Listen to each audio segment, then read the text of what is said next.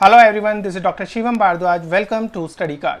Today in the second lecture of genetics, I'll be discussing the monohybrid cross. जब भी हम बात करते हैं मोनोहाइब्रिड क्रॉस की, यकीन मानिए स्टूडेंट्स, अगर आपने मोनोहाइब्रिड क्रॉस अच्छे से कर लिया तो जो क्लासिकल जेनेटिक्स है, that is Mendelian genetics, you will be able to do 40% of the questions in like flukes. Okay, so don't worry, will be starting with the basics. और हमने थोड़ा सा पढ़ा था about the basics of Mendelian genetics in the previous lecture, that is lecture number 1 in the grand video. तो हम जानते हैं कि यस, जो मैथडोलॉजीज थी मेंडल की वाइल डूइंग द हाइब्रिडाइजेशन, सारे कॉन्सेप्ट सेम रहने वाले हैं. और हम स्टार्ट करते हैं with monohybrid cross. So yes, there are crosses. One is of course the monohybrid cross. उसके अलावा before we start with the monohybrid cross in details, मैं थोड़ा सा आपको dihybrid cross and then trihybrid cross के बारे में बताना चाहूँगा. तो मोनोहाइब्रिड क्रॉस बेसिकली क्या होता है कि जब एक पेयर ऑफ ट्रेट्स हम पढ़ रहे हैं for a single character in a plant. Okay, और हम क्या बोल सकते हैं कि जब भी हम केवल mono means single pair of trait. तो जब भी मैं बोलूँगा mono, that means single pair of trait of a character. Okay, तो हमेशा याद रखिए जब भी हमें इसकी डेफिनेशन बनानी होगी तो mono means single pair of trait की बात कर रहे हैं. ठीक है, किसकी? That is character. अब आप समझिए what is the difference between the trait and the character. Trait क्या होता है? Trait are the two sides. यहाँ पे मैं बात करूँगा कैसा है. कैरेक्टर क्या होता है? फॉर एग्जाम्पल, अगर मैं कैरेक्टर बोलता हूँ हाइट, तो हाइट की कौन कौन सी दो कॉन्ट्रास्टिंग साइड्स होंगी? पहला होगा आपका टॉल एंड दूसरा होगा आपका ड्वार्फ, राइट? तो when you study the pair that is tall और dwarf, that is we call it as trait of a character. Of a character means एक particular character, that is the height, right? तो monohybrid cross is the study of inheritance of a pair of traits in a character of a character of the plant. Okay, तो ये I hope आप समझ आए. तो इसी से आप डिराइव कर लेंगे बाकी की definition. For example, dihybrid means you are going to have two pairs of trait of two characters. Now there have to be two characters. तो क्या क्या हो सकते हैं? द सीड कलर हो सकता है, उसके साथ साथ आप round shape of the seed ले सकते हैं, है ना? तो वैसे ही होता है. फिर ट्राई हाइब्रिड क्या है? Three pairs of character, three pairs of traits of three different characters in a plant. Okay, तो ये चीज़ें हैं जो हमें बेसिक समझ में आना चाहिए कि what is monohybrid, what is dihybrid, what is trihybrid, right? लेकिन हम स्टार्ट अपना करेंगे किससे? सीधा मोनो हाइब्रिड से, और वही हमारे लेवल का है और उसे ही हमें थोड़ा सा स्टडी करेंगे. तो यस, अगर मैं मोनोहाइब्रिड की डेफिनेशन आपको थोड़ा सा तरीके में लिखूं, although your NEET exam won't ask you definition, but monohybrid क्या है? It is the cross between two plants. It is the cross between two plants which differ in one pair of contrasting traits. इतना आपने लिख दिया, okay, तो आप समझ जाएंगे. ठीक है, one pair of contrasting traits of a character. Okay, तो कैरेक्टर जैसे कि हम बोल सकते हैं, कैरेक्टर क्या हो सकता है? जैसे अभी हमने डिस्कस किया, दैट इज स्टेम हाइट. तो इसमें हमारे दो ट्रेट हो सकते हैं. पहला trait 1, that is your tall. दूसरा ट्रेट क्या हो सकता है? Trait 2. This is the second pair of course, that is going to be your dwarf. Okay, तो होपफुली आप समझ गए होंगे कि हम क्या पढ़ना चाह रहे हैं. We are going to study the monohybrid cross and we are going to trying to tell you that कोई भी एक कैरेक्टर होता है, उसके दो कॉन्ट्रास्टिंग ट्रेट्स हम पढ़ेंगे मोनोहाइब्रिड क्रॉस में बस इतनी सी स्टडी है। ओके, तो yes will start now.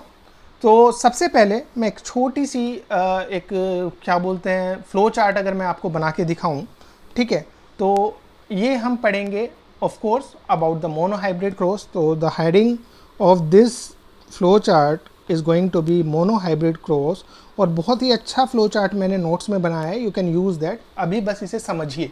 Okay, तो क्या होता है, जब हमने मेंडलिन की बात करी थी तो हमने उनके टेक्निक्स की बात करी थी। तो सबसे पहले हम क्या करते हैं, सिलेक्ट करते हैं पेरेंट्स। पहले हम क्या करते हैं, सिलेक्शन ऑफ पेरेंट्स करते हैं, यह हमारा पहला स्टेप होता है। उसके बाद हम क्या करते हैं, उनका क्रॉसिंग कराते हैं। ओके, जब क्रॉसिंग कराते हैं तो आपकी फर्स्ट फिलियल जनरेशन आपको मिलती है। उसके बाद हम क्या कराते हैं, सेल्फ पोलिनेशन कराते हैं, एंड सेल्फ पोलिनेशन के बाद आपको आपकी F2 generation that is second filial generation मिलती है। ये छोटा सा प्रोसेस है। उसके अलावा हमने इमास्कुलेशन वगैरह के बारे में बात की थी, तो धीरे धीरे मैं सारी चीज़ें आपको समझाता जाऊंगा। तो पहली बात, yes we are going to have the selection of the parents that is parental generation. तो हम पेरेंटल जनरेशन में क्या करेंगे दोस्तों, पेरेंटल जनरेशन में स्टूडेंट्स हम दो प्योर ब्रीड्स लेंगे। प्योर ब्रीड्स का मतलब ये है कि हम बार बार उन ब्रीड्स को स्टेबलाइज करने के लिए सेल्फ पोलिनेशन कराते हैं लगभग 5-6 जनरेशन तक। जब वो अच्छे से बार बार करते हैं तो उसमें एक अच्छी सी स्टेबिलिटी आ जाती है and you get the pure plants. Okay, and ये प्योर प्लांट्स हमेशा होमोजाइगस होंगे। तो मैं कौन कौन से दो कैरेक्टर लेने वाला हूँ, one is going to be your tall, say this tall I will consider as female, ठीक है। दूसरा मैं कैरेक्टर लेने वाला हूँ ड्वार्फ। नाउ जो ये ड्वार्फ है that will be considered as male. तो अब मैं बिल्कुल बेसिक से आपको ये समझाने वाला हूँ कि हम क्या करते हैं। जो ये टॉल प्लांट है हमारे बगीचे में, फॉर एग्जांपल मेंडल के बगीचे में ऑफ कोर्स बहुत सारे प्लांट्स थे, तो उन्होंने टॉल वालों को generation two generation self pollinate कराया सो दैट उनको एक प्योर और एक स्टेबल होमोजाइगस कंडीशन मिल जाए, ठीक है। उन्होंने ये करा दिया। उसके बाद क्या होता है कि जब टोल प्लांट उन्होंने लिया तो उन्होंने क्या किया, उसका कर दिया ईमास्कुलेशन। ईमास्कुलेशन में क्या होता है, हम जुवेनाइल स्टेज से में ही जो प्लांट है उसके एंथर्स को कट कर देते हैं। जुवेनाइल स्टेज हम बोलते हैं इसलिए कि वो यंगी था, बहुत छोटा था, तो वो रिप्रोड्यूस नहीं कर पा सकता था तब तक। तो उसी दौरान उसके एंथर जो कि मेल पोलन ग्रेन कंटेन करते हैं उनको हटा दिया गया। तो अब उसमें केवल स्टेमन बचा, that means the plant remained female. Okay, so emasculation is basically the removal of anthers. ये हम किस में कर रहे हैं, पेरेंटल जनरेशन में, ठीक है। अब जो ड्वार्फ प्लांट था हमने क्या किया, इसको जब हमने ईमास्कुलेशन कर दिया, साथ साथ मैं ये भी बताऊंगा कि जब हमने ईमास्कुलेशन किया जुवेनाइल फॉर्म में, जब वो बहुत यंग था, तो उसको हमने एक बैग से कवर कर दिया, बैगिंग कर दिया। अब ये बैगिंग क्यों करती है, कई बार एग्जाम में क्वेश्चन आ जाएगा। इसलिए करते हैं कि भाई हमने एंथर रिमूव कर दिया, पोलन ग्रेन्स रिमूव कर दिए, तो ये तो बेसिक सी बात है कि इस एंथर से जो पोलन ग्रेन जो सेल्फ पोलिनेशन होने वाला था वो नहीं हो पाएगा। हमने बैग इसलिए लगा दिया जिससे कि हमें अनवांटेड, हो सकता है किसी दूसरे टॉल प्लांट से आ जाए कोई पोलन ग्रेन और इसके ऊपर लग जाए और हमारी सारी स्टडी खराब हो जाए। इसलिए हमें चाहिए था कि हम एक ड्वार्फ प्लांट का ही पोलन ग्रेन इसके ऊपर डालें। तो जब तक हमारा मन करे, जब तक हमें अच्छा खासा ड्वार्फ प्लांट ना मिल जाए, तब तक के लिए हम क्या करते हैं, इस टॉल प्लांट को बैग रखते हैं। उस बैग से क्या होगा, there will be prevention of cross pollination and that can be a very potential question in your exam also, right. तो हम क्या करेंगे, बैगिंग करेंगे। बैगिंग मतलब ऑफ कोर्स भीख नहीं मांगेंगे, हम उसको बैग लगा देंगे, ठीक है। तो bagging will prevent the cross pollination. अब सपोज हमें एक ड्वार्फ प्लांट मिल गया, जो बार बार हम obviously dwarf plant generally homozygous ही होंगे क्योंकि दोनों रिसेसिव ट्रेट हैं, बट यस ड्वार्फ प्लांट मिल गया। जो हमारा डिजायरेबल ड्वार्फ प्लांट था वो हमने ले लिया और हमने क्या किया, उससे क्या किया, उसके एंथर पे से पोलन ग्रेन उठाए और इस प्लांट को, पोलन ग्रेन को, इसका पहले बैग हटाया। हमने टॉल प्लांट वाला फीमेल प्लांट का बैग हटाया। इसे हम बोलेंगे, इस पर्टिकुलर स्टेप को डी बैगिंग, ये एनसीईआरटी में नहीं है, ये थोड़ा डिटेल्ड है, बस समझिए। बैग हटाने को हम बोल देते हैं डी बैगिंग। उस पर फिर हमने क्या करा, बैग हटाया तो ऑफ कोर्स हमने स्टिग्मा पे पोलन ग्रेन्स स्प्रेड कर दिए, राइट। उसको हम क्या बोलेंगे, जब हमने स्प्रेड किया, ओके, उस पर्टिकुलर स्टेप को हम बोलते हैं डस्टिंग ऑफ पोलन ग्रेन्स। तो हमने क्या कर दिया, डस्टिंग कर दी ऑन द स्टिग्मा। अब डस्टिंग कर दी, अब हमें चाहिए कि भाई जो हमने पोलन ग्रेन डाले हैं इसकी स्टिग्मा पे वो ही जाके आगे प्लांट बनाएं, ओके, ऐसा ना हो कि कोई दूसरा बना दे। तो हम क्या करें, ये फिर से हम क्या कर देंगे, री बैगिंग, दोबारा से अच्छे खासे पोलन ग्रेन अपनी मर्जी के डाल के उसको री बैगिंग कर दिया, ओके। यहाँ तक कहानी क्लियर होनी चाहिए कि क्या हुआ, एक जो टॉल प्लांट था हमारा उसको हमने पहले फीमेल बनाया, उसके मेल ऑर्गन्स काट दिए, उसको फीमेल बनाया, और एक ड्वार्फ प्लांट से सेफली हमने पोलन ग्रेन्स लिए और क्या करा दिया हमने करा दिया क्रॉस पोलिनेशन। क्या करा दिया, क्रॉस पोलिनेशन। अब इससे हमारे कुछ बनेंगे सीड्स, राइट। इससे क्या बन जाएंगे, हमारे सीड्स बनेंगे। जो आपने फर्टिलाइजेशन कराया है उससे obviously you are going to get the seeds and you are going to collect these seeds and these will be sown for getting the next generation। तो next step क्या हुआ आपका, ये जो हमने seeds हुए उनको collect किया and after collecting हमने इनको बीजों को बो दिया, sown, these are sown so that we get the next generation and we know the next generation is known as the F1 generation। Students, F1 generation मतलब क्या, आपका first filial generation, first filial generation जिसको हम F1 generation बोलते हैं। कई बार इसको हम F1 हाइब्रिड भी बोलते हैं। तो किसी भी चीज़ से घबराना नहीं, समझिए F1 जनरेशन आ गई वो जो कि cross pollination of pure plants या पेरेंट्स से बन के आई, ठीक है। तो जो ये आपका F1 जनरेशन आया, आप यकीन नहीं मानेंगे, सारे के सारे प्लांट्स टोल थे। ऑफ कोर्स मेंडल ने भी यकीन नहीं किया, इसलिए उन्होंने स्टैटिस्टिक्स वगैरह लगा के सीखा, राइट। लेकिन हाँ, आप यकीन नहीं मारेंगे, सारे के सारे प्लांट्स हमारे टोल बने। अब क्योंकि सारे प्लांट्स हमारे टोल थे, अब हमने क्या किया, इस F1 जनरेशन को कराया अगेन सेल्फ पोलिनेशन। हमने क्या कराया, सेल्फ पोलिनेशन, यानी कि इनके प्लांट जो भी टाल प्लांट्स बने उनको हमने इस तरह से रखा कि बाहर से कोई पोलन ग्रेन ना आ जाए। एक्चुअली पी प्लांट्स ना प्रीफरेबली सेल्फ पोलिनेशन ही करते हैं, तो बहुत ज़्यादा मतलब मशक्क़त की ज़रूरत नहीं होती, फिर भी थोड़े से प्रिवेंटिव मेजर्स लेते हैं कि बाहर का कोई पोलन ग्रेन आके हमारे फूल को फर्टिलाइज ना कर दे, राइट। तो खैर उसमें हमने क्या करा, फिर हमारे सीड्स बन गए। उन सीड्स को फिर क्या किया, कलेक्ट किया। उन कलेक्टेड सीड को हमने क्या किया, अगेन हमने उन्हें बो दिया, मिट्टी में बो दिया, ठीक है। अब क्या हुआ, जो हमारी नेक्स्ट जनरेशन जिसको हम बोलेंगे F2 जनरेशन, F2 जनरेशन। अब इस F2 जनरेशन में क्या हुआ स्टूडेंट्स, जिसे हम सेकेंड फिलियल जनरेशन भी बोलते हैं, ओके, और सेकेंड F2 हाइब्रिड भी बोलते हैं, जो ये बनी। अब इनमें क्या था कि जो भी प्लांट्स आए, जितने भी प्लांट्स आए उसमें 2/3 प्लांट्स टॉल थे और 1/3 प्लांट्स देयर विल बी, और we can say 2/4 actually, 3/4 actually, 3 tall थे एंड ड्वार्फ हुए इसका on the ratio of 1। So will say 3/4 were tall and 1/4 were dwarf, okay. अब ये सारी चीज़ें हो गई। मेरे जैसे आपके जैसे होते हैं तो शायद हम इतना ध्यान नहीं देते, स्पेशली इन 1850s, राइट। लेकिन मेंडल ने ध्यान दिया, उन्होंने समझा कि एक चीज़ तो क्या हुई कि कोई भी, इससे क्या क्या चीज़ें समझ में आती है। पहली चीज़ तो यही समझ में आती है जो मेंडल ने समझी कि, let me use a better pen, हाँ, कि there was no blending, okay. या तो चाहे आप F1 जनरेशन की बात कर दें तो F1 जनरेशन हमेशा डोमिनेंट कैरेक्टर को शो कर रहा था, ये हम मान रहे हैं। मतलब सारे के सारे प्लांट्स क्या थे, 100% प्लांट्स आपके टॉल थे, ये पहली चीज़ है।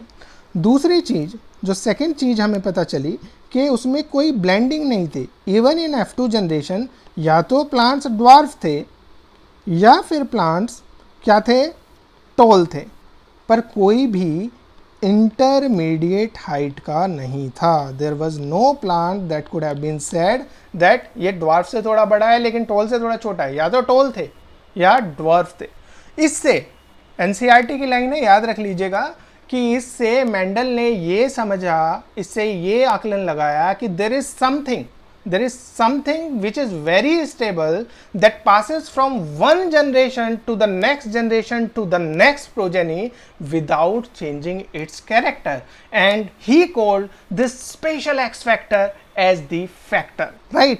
तो मेंडल ने कहा कि कुछ बहुत खतरनाक चीज है, बहुत स्टेबल चीज है, जो कि एक जनरेशन से दूसरी जनरेशन में विदाउट चेंजिंग पास हो रही है, and that is called as the factor, जिसे हम आज बोलते हैं जीन्स। ओके, तो कई बार क्वेश्चन आ सकता है कि जो फैक्टर्स थे, मेंडल ने जीन्स को क्या कहा, मेंडल ने जीन्स को बोला फैक्टर्स, राइट। तो हम क्या समझे इसमें कि अगर हम F1 प्रोजेनी की बात करें स्टूडेंट्स, अगर हम F1 प्रोजेनी की बात करें तो हम ये देखते हैं कि F1 कोई भी एक पेरेंटल ट्रेट एक्सप्रेस करता है, और अगर हम F2 प्रोजेनी की बात करें तो both parental traits are expressed in the ratio of 3:1। Okay, both parental traits are expressed in ratio of 3:1। Now जो हमें बाहर से दिखा टॉल या ड्वार्फ, इसे हमने जैसे हमने पहले भी पढ़ा था, इसको हम बोल देते हैं क्या, इसको हम बोल देते हैं simply phenotype. Simply we call it as phenotype, यानी कि जो हमें बाहर से दिख रहा है उसको हम फिनोटाइप बोलेंगे। यानी कि 3 टॉल थे F2 जनरेशन में और एक ड्वार्फ था, तो हमने बोल दिया कि in F2 generation the phenotypic ratio of monohybrid cross is going to be 3:1. This is something that can be asked in your exam. दूसरा, जीनोटाइप। जीनोटाइप हमने पहले पढ़ा हुआ है कि genotype is the genetic makeup, right. तो कौन से प्लांट्स किस तरह के थे वो अब हमें देखना है कि जीनोटिपिक रेशियो कैसे हमें पता चलेगा। तो अब तक जो हमने पूरा मोनोहाइब्रिड क्रॉस पढ़ा उसमें हमने सिर्फ फिनोटिपिक रेशियो की बात करी है। अब देखते हैं हम जीनोटिपिक रेशियो कैसे निकालते हैं। तो अब जब भी, अब इसको बहुत ध्यान से देख लीजिएगा, बिकॉज इसी फॉर्मूला को और इसी प्रोसेस को आप यूज करके you can find any question in the genetics that is going to be on finding the F1 and F2 progeny. Okay, तो मोनोहाइब्रिड क्रॉस में अगर हम जीनोटाइप की बात करें उससे पहले हम जीनोटिपिकली चीजें लें। तो हमारे जो पेरेंट्स थे कैसे थे, बार बार उन्हें सेल्फ पोलिनेट कराया गया था, तो वो कैसे थे, प्योर थे। तो मेंडल ने जो लिए थे that was TT and dwarf था। टोल का जीनोटाइप क्या हुआ, TT, एंड होमोजाइगस ड्वार्फ का क्या हुआ, small t and small t। अब हमें पता है कि कैपिटल लेटर हमेशा डोमिनेंट कैरेक्टर शो करता है, एंड जो हम स्मॉल लेटर यूज़ करते हैं, स्मॉल अल्फ़ाबेट यूज़ कर रहे हैं, वो रिसेसिव कैरेक्टर यूज़ करता है। ठीक है, यहाँ तक मुझे नहीं लगता कोई प्रॉब्लम होगी। अब देखिए होता क्या है कि जब भी ये TT आपको ऐसी इस तरह से आ जाएंगे तो आपको इससे बनाने होंगे गैमेट्स। गैमेट्स करने के लिए हमने थोड़ा सा, अगर हम पीछे चले जाएं ये अपना सेल रिप्रोडक्शन पे और सेल डिवीजन में, तो हमें एक मियोसिस नाम का कैरेक्टर हमें पता है। तो जब भी हम गैमेट फॉर्म करते हैं तो जो गैमेट्स बनते हैं वो स्मॉल फॉर्म में बन जाते हैं, राइट। तो बेसिकली हैप्लॉइड होता है, तो आपको क्या क्या मिल जाएगा इसमें, T और स्मॉल t दोनों गैमेट्स मिल जाएंगे। इसके पॉसिबल कॉम्बिनेशन क्या होंगे, यहाँ पे स्मॉल t और स्मॉल t। एक्चुअली जब आपके दोनों गैमेट्स सेम हैं, अगर होमोजाइगस है, तो आप ईज के लिए एक ही गैमेट मान सकते हैं, because possibility is either this और दिस, दोनों की पॉसिबिलिटी तो एक ही है। तो हम कैसे इस तरह के क्वेश्चंस को सोल्व करते हैं, अगर होमोजाइगस हो तो हम इस TT को सिंगल एक गैमेट मानेंगे, because you get only one type of gamete in this and that possible gamete is capital T, और इन दोनों में only possible gamete is small t। तो जो आपका फर्स्ट फिलियल जनरेशन बनेगा that is going to be TT, and this particular F1 generation Okay, this is your F1 hybrid, F1 generation, first filial generation, and it is heterozygous. Now इसमें हमने क्या कराया, इसमें हमने कराया था क्या, there was self pollination. Self pollination मतलब क्या करा कि दो, हम ये मान सकते हैं कि जो पौधे बनेंगे वो थोड़ा इस तरह से बनेंगे, जो प्लांट्स बनेंगे टी टी टी टी. अब इसमें देखिए कितनी पॉसिबिलिटीज़ है, या तो गैमेट कैपिटल टी बन सकता है या फिर स्मॉल टी बन सकता है. अगेन हेयर या तो कैपिटल टी पॉसिबल है या फिर स्मॉल टी पॉसिबल है. ठीक है, तो अब हम क्या करेंगे, हम ट्राई करेंगे सारे कॉम्बिनेशन पता करने के. तो ये वाला अगर इसके साथ मिल जाता है तो ये बनाएगा कैपिटल टी कैपिटल टी. ये वाला अगर इसके साथ मिल जाता है तो ये बनाएगा कैपिटल टी स्मॉल टी. ये वाला अगर इसके साथ मिल जाता है तो ये कॉम्बिनेशन बनेगा कैपिटल टी और स्मॉल टी का. ये वाला अगर इसके साथ मिल जाता है तो ये बनेगा कॉम्बिनेशन दोनों स्मॉल टी का. तो अब आप ये देखिए, ये तो हुआ आपका होमोजाइगस, लेकिन दिखने में होगा फिनोटिपिकली टॉल. ये हुआ आपका हेट्रोजाइगस, लेकिन दिखने में तो ये भी टॉल होगा. ये हेट्रोजाइगस होगा, ये भी टॉल होगा. ये आपका होगा homozygous and this will be dwarf, and this will be the F2 generation. I hope this is clear till here. Okay, F2 generation में हमें क्या मिला कि जो जीनोटिपिक रेशियो है, जो जीनोटाइप आपका बना, the genotypic ratio is going to be 1:2. ये 1 + 1 दोनों एक जैसे हैं, तो this is going to be 2, and then this type of dwarf will be 1 only, so it is going to be 1:2:1 for the monohybrid cross, right? So I hope this is clear till here. तो कई बार question जो आ सकता है कि what is the phenotypic ratio of monohybrid cross. Phenotypic ratio of your monohybrid cross is going to be 3:1, where 3 plants are tall and 1 plant is dwarf. Then we have the genotypic ratio. Now in the genotypic ratio you are going to have 3 combination. 1 is going to be homozygous tall, 2 are going to be heterozygous tall, and 1 is going to be dwarf. Okay, so these are the F2 generation जिसमें हमने पढ़ा किसके बारे में, we have read about the cross monohybrid के जीनोटिप के बारे में. Okay, I hope this is clear. Now अब हमें क्या समझना है कि जो हमने ये फिनोटिपिक रेशियो और जीनोटिपिक रेशियो पढ़ा है, अगर हम इसे मैथमेटिकली ट्राई करें एज एन एक्सप्रेशन तो वो कैसा दिखेगा. ठीक है, थोड़ा सा मैं ये समझाऊंगा, क्योंकि पहले अभी तो I am not very sure कि इस तरह के क्वेश्चन पूछे भी जाते हैं, पूरा एनसीईआरटी पे फोकस रहता है, लेकिन आपको सब कुछ पता होना चाहिए. And that's why I am trying to give you another formula जिसे हम बाइनोमियल एक्सप्रेशन बोलते हैं. और अगर मैं ये बोलूँ कि बाइनोमियल एक्सप्रेशन मैथमेटिक है, येस दैट इज़ मैथमेटिक्स, लेकिन ये फॉर्मूला आपके एनसीईआरटी में भी मेंशन है, तो there are very much chances कि ये फॉर्मूला पे क्वेश्चंस पूछे जा सकते हैं. तो yes, I'll write the formula. There is a binomial expression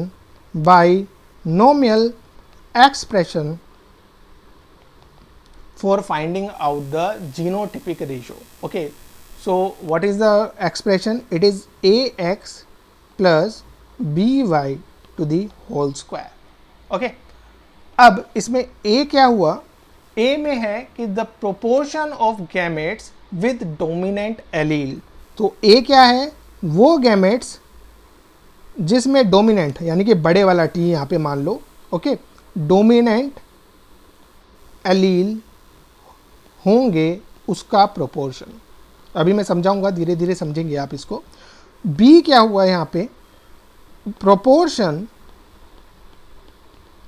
of gametes with recessive allele.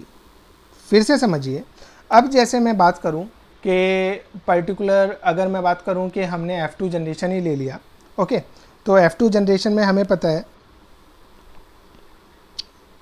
Tall plants ही लिए हमने. अगर टॉल प्लांट्स ही अगर हमने लिए तो हम अगर एक तो ले रहे हैं capital T and second we are using small T, right. Now इसमें हमने क्या कराया था, जब हमें F2 जनरेशन चाहिए थी तो F1 जनरेशन को हमने सेल्फ पोलिनेशन कराया था. तो आप देखिए कि गैमेट्स, अगर हम बात करें कि इसमें कैसे कैसे गैमेट्स बन सकते हैं, टी स्मॉल टी, यहाँ पे t स्मॉल t। तो टोटल नंबर जो हमारा डोमिनेंट गैमेट का है that is 2 out of 4, that is going to be 1/4, 1/2। If you see again ये 2t हैं राइट, तो 2t upon total number of gamete, total number of gametes कितने हैं, टोटल 4 बन सकते हैं। तो total proportion for dominant gamete is going to be half and that is going to be your a। ठीक है, वैसे ही अब रिसेसिव को पकड़ो। अब आप रिसेसिव का देखेंगे तो the proportion of recessive is also, this is 1, this is again 2, so it is again going to be 2/4, total number तो 4 है, so it is going to be half again and that is going to be b। Okay, तो अब मैं basic formula लगाता हूँ अपना, जिसमें हम क्या करेंगे कि half is the proportion of dominant, again I will write the formula ax plus by to the whole square. अब यहाँ पे हमारा a हाफ हो गया, x क्या हो गया आपका कैपिटल T हो गया, यहाँ पे b आपका क्या हो गया रिसेसिव वाला हो गया स्मॉल t हो गया, तो डेज इज अगेन हाफ, अगर यहाँ पे देखें तो b, and then you have y is going to be your recessive character that is t, और इसका आपने कर दिया होल स्क्वायर। बचपन में आपने पढ़ा होगा a प्लस बी का whole square is going to be a square plus B square plus 2ab, ऐसा कुछ फॉर्मूला पढ़ा होगा, वही यहाँ पे लगाना है। तो it is going to be 1/2t का whole square plus 1/2t small t का whole square plus 2 into half capital T into half small t। Okay, तो इससे आपका क्या आ जाएगा, that is going to be 1/4 capital T plus 1/4 small t। Okay, अगर आप देखें और ये कैपिटल T का स्क्वायर अगर मैं बालूँ तो बड़ा T small t plus 2 into ये टोटल 4 हो जाएगा, तो 2/4 यहाँ पे लिख देता हूँ कैपिटल T स्मॉल t। अब जो कट सकता है उसे काट दो, ये कट सकता है 1/2 कर दो, ठीक है, बहुत इजी है actually. So it is going to be 1/4 tt plus 1/4 small t plus 1/2 capital T small t। अगर आप इसमें देखें तो 1/4 tt that is going to be your 1/4 small t that is again going to be your 1 here, and this one is going to be twice of these, right? So this is going to be twice the ratio, that is 2 into tt. So this is going to be the phenotypic ratio, that is tt versus small t is going to be your ratio 1:2:1. I hope this is clear. If you have any doubts you can comment and you can ask me again. There's no doubt in this. It is very easy, and sometimes these probabilities can be asked in the exam. Okay, so don't worry about it. So this was about the monohybrid cross. Okay, monohybrid हमने समझा। अब जब monohybrid Mendel ने समझ लिया तो उन्होंने कुछ आपको इन्फ्रेंसेस दिए, एंड उन इन्फ्रेंसेस को या फिर उन पोस्टुलेट्स को हमने या तो बोला पोस्टुलेट्स ऑफ इनहेरिटेंस, और ज़्यादा पॉपुलरली इनको बोला गया प्रिंसिपल्स ऑफ इनहेरिटेंस।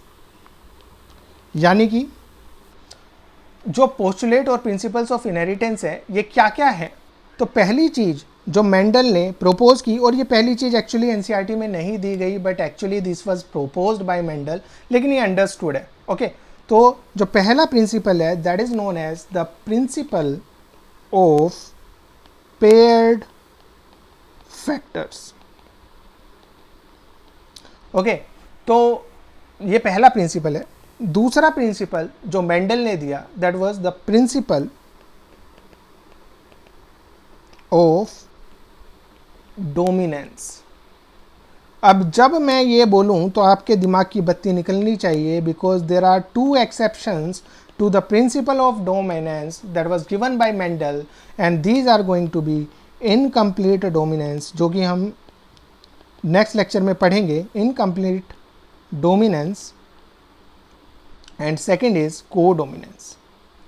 तो ये दोनों एक्सेप्शंस हैं, और क्योंकि एक्सेप्शंस हमेशा एग्जाम्स में कॉम्पिटिटिव पूछी जाती है तो ये याद रखिएगा, ठीक है। तीसरी चीज,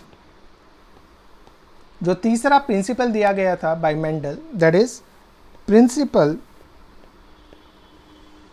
ऑफ सेग्रीगेशन, जिसे हमने बोला था, जिसे हम ये भी बोल सकते हैं कि स्प्लिटिंग ऑफ हाइब्रिड, और इससे भी ज़्यादा इम्पोर्टेंट जो कि बहुत पॉपुलरली पूछा जाता है, purity of gametes. Purity of gametes, ये बहुत ही इम्पोर्टेंट है जो हमें याद रखना है। Then there was one more influence और the postulate that was found by Mendel, principle of independent assortment. Principle of independent assortment. Now students, अभी हम केवल ये 3 प्रिंसिपल्स को बहुत ही ब्रीफली पढ़ेंगे, बिकॉज इनके ऊपर पूरा कंप्लीट एक लेक्चर बन सकता है। ठीक है, विल सी कि ज़रूरत है, नीड है एग्ज़ाम के लिए या नहीं, बट यस ये 3 हम इसलिए पढ़ सकते हैं because all these are based on monohybrid studies. और क्योंकि हमारा टॉपिक मोनो हाइब्रिड क्रॉस है, तो हमें ये प्रिंसिपल्स ऑफ इनहेरिटेंस जो कि 3 हमें शुरू में पढ़ने पड़ेंगे। अब जो प्रिंसिपल दिए गए थे मेंडल द्वारा, वो कन्वर्ट कर दिए गए या उनको एक लॉ का स्टेटस दे दिया गया लेटर बाय कार्ल कोरेंस। तो कार्ल कोरेंस एक ऐसे साइंटिस्ट थे, कार्ल कोरेंस एक ऐसे साइंटिस्ट थे जिन्होंने प्रिंसिपल्स ऑफ इनहेरिटेंस को लॉ का स्टेटस दिया, और उन्होंने 3 लॉ दिए। ओके, अब प्रॉब्लम ये है कि 4 प्रिंसिपल्स हैं और आप कह रहे हैं कि 3 लॉ दिए। एक्चुअली उन्होंने इसको कंसीडर नहीं किया, फर्स्ट प्रिंसिपल को। जो सेकेंड प्रिंसिपल था, द प्रिंसिपल ऑफ डोमिनेंस, उसको कोरेंस ने फर्स्ट लॉ ऑफ इनहेरिटेंस बोला। Again very important for your exam. जो तीसरा प्रिंसिपल था, प्रिंसिपल ऑफ सेग्रीगेशन, उसको बोला सेकेंड लॉ ऑफ इनहेरिटेंस। और जो तीसरा प्रिंसिपल था, the principle of independent assortment, जो कि इंपॉर्टेंट है, डाई हाइब्रिड क्रॉस में पढ़ेंगे या फिर लिंकेज से रिलेटेड है, ये मोनो हाइब्रिड से नहीं है, ये अभी के लिए आउट ऑफ सिलेबस है, जब आगे अगले लेक्चर में वो सिलेबस में आ जाएगा। फिलहाल बस आप ये जो तीसरा लॉ है इसको मान लीजिए। जो थर्ड लॉ था, that is principle of independent assortment, and it is not at all related to your monohybrid cross. ठीक है, तो थोड़ा थोड़ा पढ़ लेते हैं सारे प्रिंसिपल्स के बारे में। तो जो प्रिंसिपल, और एक्चुअली एनसीईआरटी में प्रिंसिपल ऑफ पेयर्ड फैक्टर्स नहीं दिया, उन्होंने बेसिकली दिया है principal of dominance and principal of segregation, और बहुत अच्छे से दिया है। क्योंकि बहुत अच्छे से दिया है तो बहुत अच्छे से क्वेश्चन भी पूछे जाते हैं इससे। ठीक है, तो खैर हमें तो अभी पढ़ना है प्रिंसिपल ऑफ पेयर्ड फैक्टर्स। इसका मतलब क्या हुआ? मेंडल ने ये ऑब्जर्व किया कि जो भी फैक्टर्स हैं, these are present in the form of pair only, and he called these as unit factors. तो बेसिकली उन्होंने क्या बोला कि जो फैक्टर्स हैं या फिर जो भी एलील्स हैं, हम जो भी बोल सकते हैं, ठीक है, या जो जीन्स हैं, वो हमेशा पेयर्स में प्रेजेंस होती है। या तो ये टी प्रेजेंट होगा, या स्मॉल टी प्रेजेंट होगा, या capital T small T present होगा। Okay, this is going to be in pairs only, and that is called as the principle of paired factors. Okay, and जो हमने दूसरी बात कही है, जो एनसीईआरटी में भी है, कि something was passing down unchanged from one generation to next generation, और उसको बोला गया हमें यूनिट फैक्टर्स। तो याद रखिए, जो भी किसी भी प्लांट में जो फैक्टर्स हैं वो हमेशा पेयर्स में पाएंगे। ये कौन कहता है? First principle of Mendel, and this is known as the principle of paired factors, and sometimes we call it as the postulate of paired factors. Okay, now second thing, जो principle of dominance है या फिर postulate of dominance है, ये क्या कहता है कि yes, there are unit factors that contains the information and that passes the information from parents to their progeny to the next generation. So इन्होंने क्या कहा है कि फॉर ईच ट्रेट, हर एक ट्रेट के लिए एक फैक्टर है। ओके, पहले ही हमें पता है कि ये factor is going to be in pairs. Now out of this pair, okay, out of this pair there is going to be one factor that is going to dominate. Okay, जो character हमें दिखने को मिलेगा that is going to be the dominant one, and there will be one whose effect will not be expressed in the progeny and that will be called as recessive. ठीक है, तो ये याद रखिएगा कि कोई ना कोई एक फैक्टर होगा जो कि yes there are going to be paired condition, but out of that pair at least one factor will be there जो कि dominant होगा, और chances है कि दूसरा factor वो recessive हो या फिर वो भी dominant हो, हम नहीं कह सकते, पर out of these two only one is going to express. Out of these two, either if it is TT, only T is going to express. If it is T and small t, again the dominant factor T is going to express. But if it is both recessive, small t, then only the recessive factor will be coming in existence. So basically इसका मतलब क्या हुआ, एक चीज़ होती है जिसे हम बोलते हैं होमोजाइगस कंडीशन। तो एक बार मैं तीनों कॉम्बिनेशन आपको बता दूं इसके लिए जो हमने पढ़े हैं। So there are three possible combination if we just discuss the height, right? तो height में कौन कौन से हैं homozygous वाले? Homozygous is going to be your capital T and small t, and the third is going to be your heterozygous, right? तो ये आपका tall होगा, ये आपका dwarf होगा, ये आपका again tall होगा। तो अब आप इसमें समझिए, although it is having small t जो कि ड्वार्फ की तरफ आपको क्या बोलते हैं इंडिकेट कर रहा है, still that is going to be express which is going to be your capital T. तो यहाँ पे टॉलनेस आ रहा है, एक्सप्रेशन किसका आ रहा है, डोमिनेंट फैक्टर का ही आ रहा है। ठीक है, तो याद रखिए जो डोमिनेंट फैक्टर है it is going to be expressed in both homozygous, ये देखिए होमोजाइगस हुआ, एंड हेट्रोजाइगस, ये देखिए ये वाला हेट्रोजाइगस हुआ, दोनों का टोल हो रहा है, यानी कि टोलनेस इज डोमिनेंट।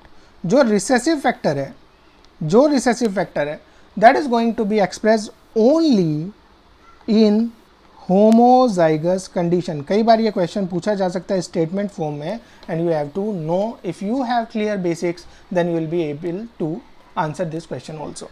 ठीक है, so that was the principle of dominance के जो डोमिनेंट फैक्टर है whether the condition is homozygous और हेट्रोजाइगस, डोमिनेंट तो एक्सप्रेस करेगा, लेकिन रिसेसिव बेचारा तभी कर पाएगा जब दोनों ही रिसेसिव हो। Okay, that is the thing. Now one more principle, that is the principle of segregation. ये तीनों ही प्रिंसिपल अभी हमें पढ़ना है। अब मेंडल ने देखा कि जो F2 जनरेशन भी है, या तो उसमें टोल आ रहा है या फिर उसमें ड्वार्फ आ रहा है, लेकिन इंटरमीडिएट कुछ नहीं आ रहा, राइट? तो इसका मतलब जब भी गैमेट फॉर्मेशन हो रही है, during gamete formation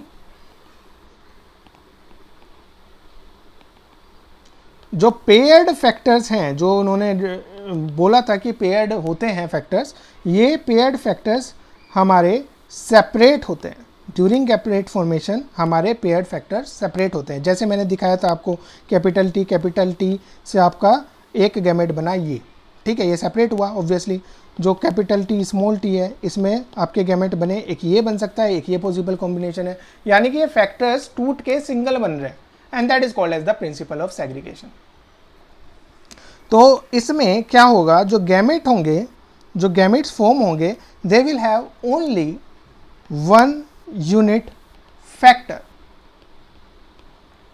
okay, and जो गैमेट बनेंगे उनमें एक एलील आ जाएगी, जो कि हम देख रहे हैं कि ये जो गैमेट है ये एक एलील आएगी बेसिकली, ओके। दो कॉन्ट्रास्टिंग है तो ये वाला एलील आ रहा है, ये भी एलील है, ये भी एलील है। तो gamete having alleles are produced in equal proportion,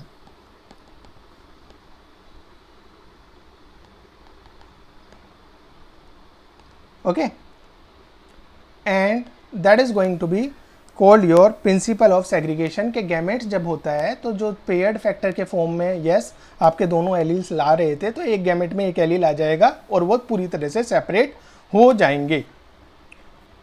so that is all about the monohybrid cross. Now एक चीज़ है कि there is something that is called as the Punnett square, okay, या फिर I will just give you, आपके NCERT में भी दिया हुआ है कि एक चेकर बॉक्स दिया हुआ है और उसे पुनेट चेकर बॉक्स भी बोलते हैं, that is named after the scientist who discovered this, okay. तो होता क्या है कि जब हम बात करेंगे चेकर बॉक्स की, राइट, इसे हम बोलते हैं पुनेट स्क्वायर। तो एक्चुअली पुनेट स्क्वायर, जब भी आपको क्वेश्चन सोल्व करना है तो जो मेथड मैंने बताया है, small capital T small T को एक ऐसे बना दो, एक ऐसे छोटा बना दो, दूसरे वाले से क्रॉस करना है, अगेन ऐसे बना दो, ऐसे बना दो, देन डिफरेंट कॉम्बिनेशन लगाइए, ठीक है, ऐसे ही सोल्व करना है। Don't go for Punnett square in exam because you will get confuse, ये सिर्फ पढ़ने के लिए ले लो। तो हुआ क्या, there is something called checkers board method, जिसे हम बोलते हैं Punnett square method, okay. And this was first used by a scientist जिसे हम बोलते हैं रेगिनेट सी पुनेट, 2 टी लगेंगे, okay. So he was the scientist who devise this checkers board method, और उनके नाम के पीछे ही इसको हमने पुनेट स्क्वायर भी बोलना शुरू कर दिया। तो basically this is a graphical representation, जो पुनेट स्क्वायर है मैं अभी बना के दिखाऊंगा, it is a graphical representation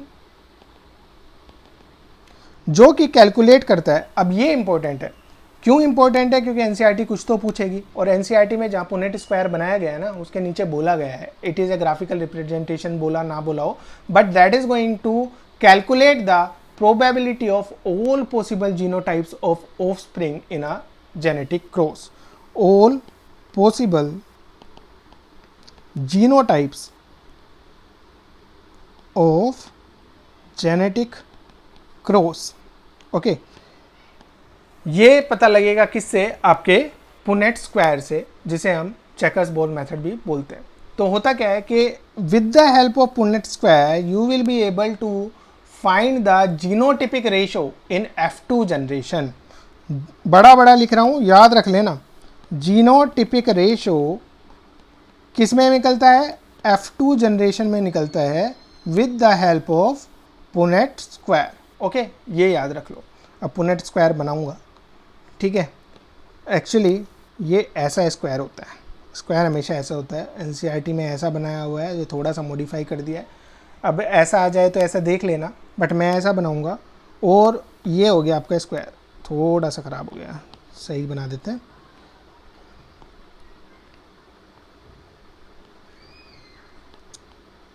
ठीक है, ये हो गया आपका square.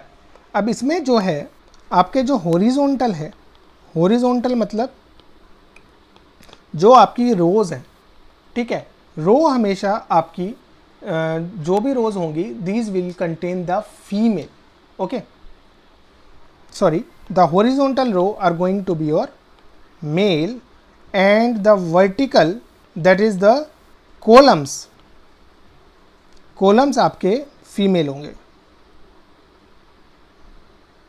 Again this is the Punnett square, okay, so this is horizontal, horizontal is going to be what, it is going to be male, and vertical is going to be your female.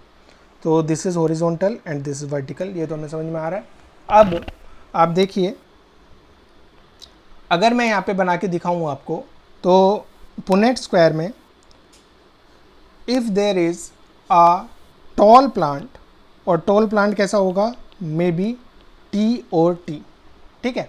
तो ये वाला जो tall plant होगा, इसको आपने मान लिया यहाँ पे हॉरिजॉन्टली तो फीमेल, अगर ये फीमेल हुआ, सॉरी अगर ये मेल हुआ, तो हमने क्या किया कि ये यहाँ पे रखा और ये यहाँ पे रखा।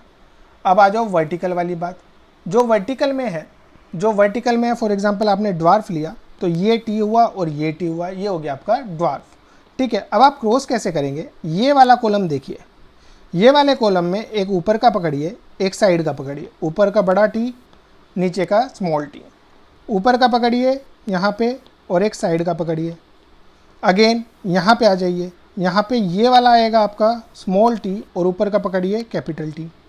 अब आ जाइए इस वाले पे आ जाइए, इस पे देखेंगे तो कैपिटल टी स्मॉल टी। तो यानी कि F1 जनरेशन में जितने भी आपके आ रहे हैं, F1 जनरेशन में जितने भी आपके जीनोटाइप आ रहे हैं वो टी आ रहे हैं 100%। एंड यही तो हमने उसमें देखा था अपने क्रॉस में, ठीक है। अब आ जाओ, अब हम कराते हैं किसका, सेल्फ क्रॉसिंग कराते हैं, पुनेट स्क्वायर से ही करा के देख लेते हैं भाई। तो पुनेट स्क्वायर लिया, एक हमने मान लिया फीमेल, ओके, फीमेल को हम हमेशा कॉलम में लिखते हैं और मेल को हमेशा ओरिजेंटली लिखेंगे, ठीक है, याद रखना। तो जो हमने मेल ऊपर लिया तो एक कैपिटल टी एक स्मॉल टी, जो फीमेल नीचे लिया एक कैपिटल टी एक स्मॉल टी। अब देखिए यहाँ पे क्या आ रहा है, इस वाले में ये टी यहाँ आ रहा है, ये टी यहाँ से आ गया।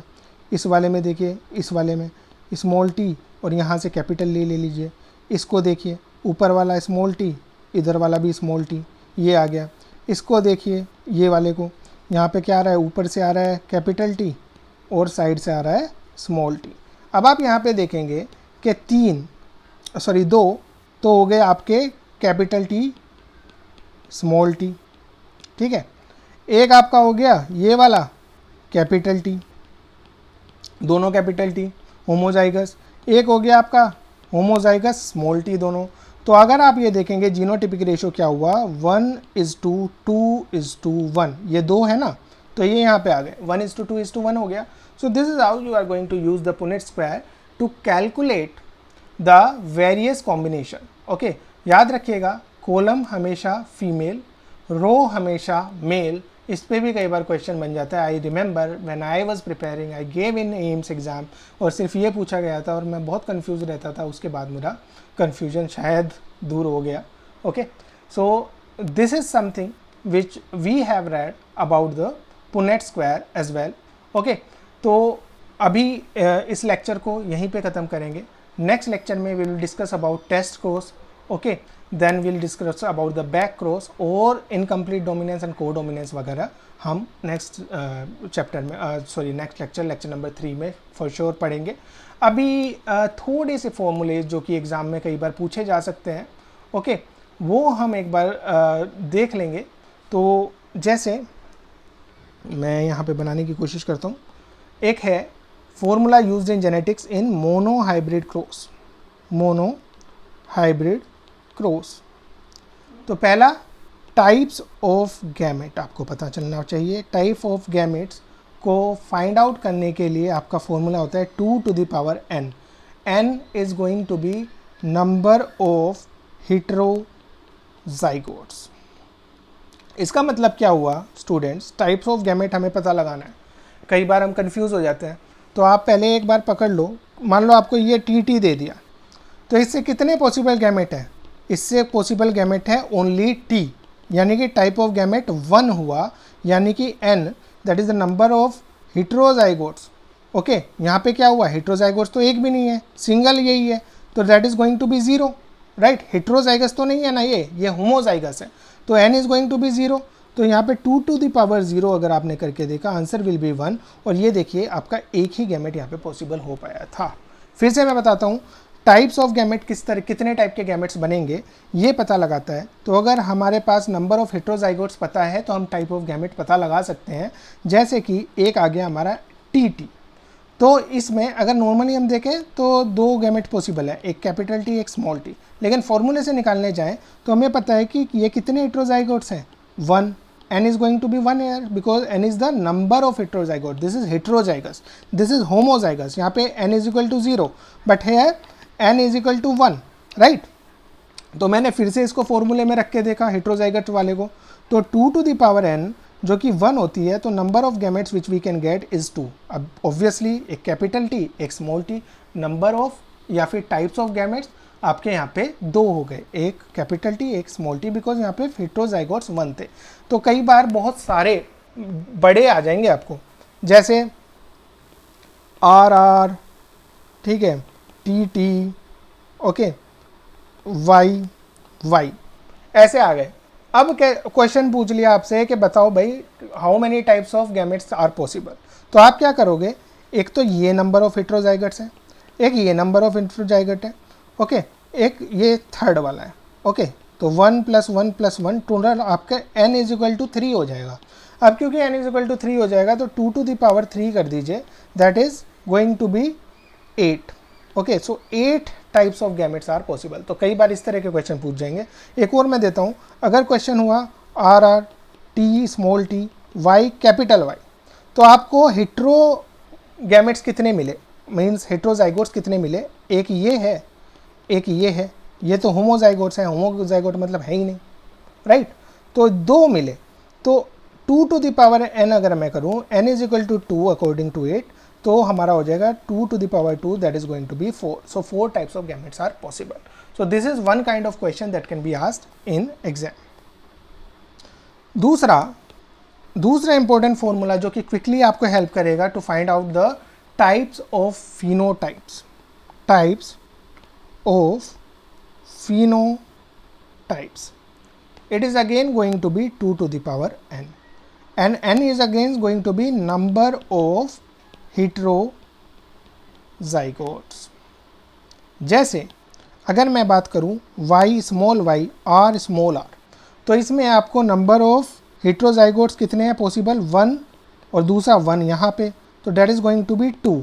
तो n इज 2 हेयर, तो अगर आप फॉर्मूला में लगाओगे तो you will get 2⁻2 that is 4. So number types of phenotypes in this particular case is going to be 4. कैसे होंगे 4? एक तो हो सकता है राउंड येलो हो जाए, एक हो सकता है, ये धीरे धीरे जब मैं डाई हैबिट बताऊंगा तब पता लग जाएगा, ठीक है, राउंड ग्रीन हो जाए, एक हो सकता है रिंकल्ड येलो हो जाए या रिंकल्ड ग्रीन हो जाए। तो ये 4 टाइप के फिनोटाइप्स आ सकते हैं। तो कई बार क्वेश्चन डायरेक्ट पूछ लिया ना, तो सीधा फॉर्मूला लगाओ और आंसर निकाल लो, because every second matters in your exam. Same way तीसरा इंपॉर्टेंट फॉर्मूला है टाइप्स ऑफ जीनोटाइप। अगर आपने वो फिनोटाइप निकाल लिया तो कई बार कितने टाइप के जीनोटाइप होंगे वो भी निकालने को पूछ सकते हैं, ठीक है। तो फॉर एग्जाम्पल मैं सीधा यही ले लूँ, इसका अच्छा इसका होगा 3⁻n, and n is going to be number of heterozygotes। इसका मतलब क्या हुआ कि अगर मैं सिंपली इसी में पता कराऊँ t और t, ये आपका कितना हुआ, n = 1 होगा, तो इस केस में कितने टाइप ऑफ जीनोटाइप मिलेंगे, हमें मालूम है 3 मिलेंगे। 3⁻1 इज गोइंग टू बी 3। अब कैसे मिलेंगे 3? एक तो आपका होगा टी जब आप सेल्फ पॉलिनेशन करेंगे, दूसरा आपका होगा T small T and then this, तो रेशो विल बी 1:2:1। तो total 1 type, second type, third type, 3 types of phenotype genotype you will get. 1 is going to be this, second is going to be ये, and third is going to be ये, right. Fourth और देख लीजिए important formula, zygote. Okay, तो आपको zygote के number अगर बताने हैं कि कितने टाइप के जाइगोट बनेंगे, जाइगोट का मतलब है कि जाइगोट से बेटर अगर मैं लिख दूं gametes, that would be more appropriate. Gametes that means before the formation of zygote, right. तो इसके कितने नंबर बन सकते हैं? तो फॉर एग्जाम्पल अगर मैं बात करूं, it is going to be 2⁻n का स्क्वायर। ओके, इतने पॉसिबल गैमेट बन सकते हैं।